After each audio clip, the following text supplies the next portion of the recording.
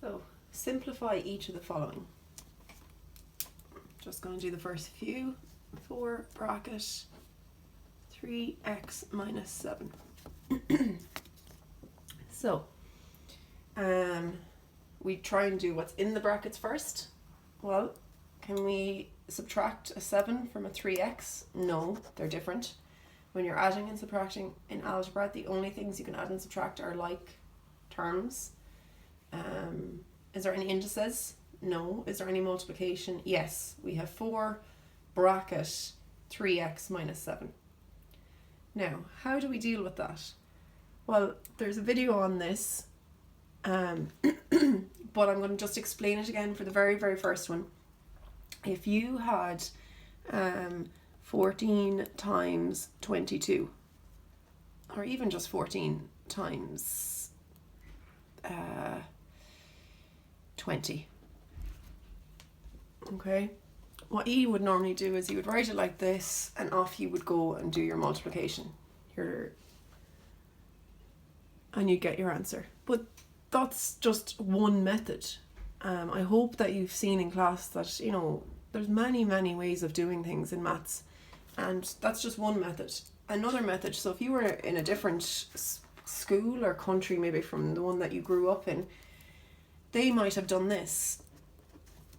They might have split the 14 into a 10 and a 4.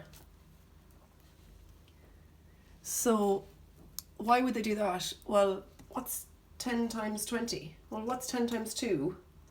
It's 20. So what's 10 times 20? It's 200. It means we can do an awful lot of this in our heads. What's 4 times 20? That's 80, which gives me 280.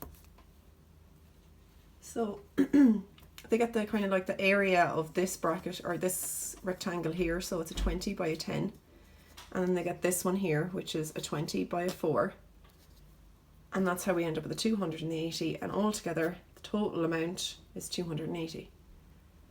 So we're going to use that method of where, right, we have 4 times a 3x minus 7.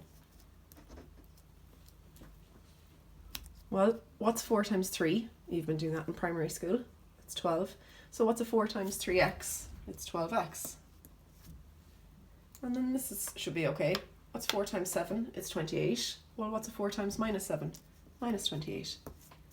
So altogether, I have 12x minus 28. Just like over here, I had 200 plus 80.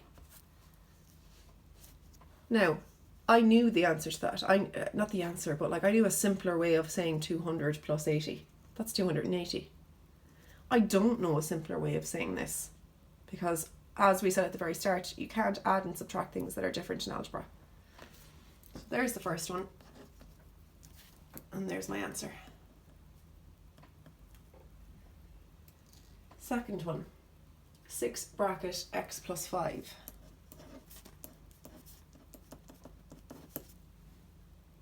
Okay. Can we do anything in the brackets? No. Is there any indices? No.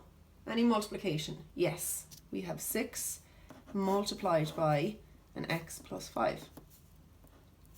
Well, if you've 6 times x, you've 6x.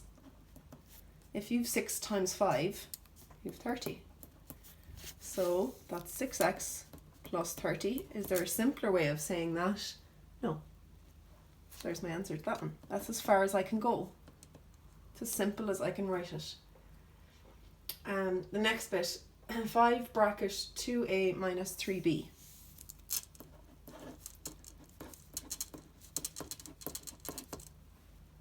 Okay, so we have 5 there and 2a and a minus 3b.